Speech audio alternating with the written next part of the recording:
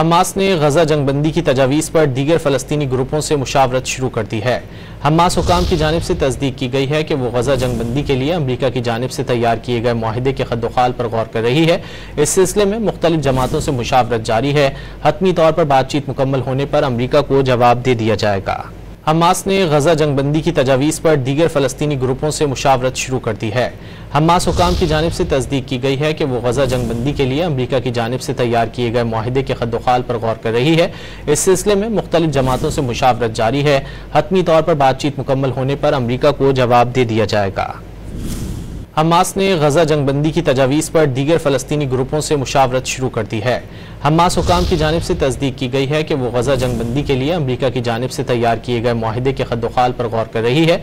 इस सिलसिले में मुख्तलिफ जमातों से मुशावरत जारी है। हतमी तौर पर बातचीत मुकम्मल होने पर अमरीका को जवाब दे दिया जाएगा।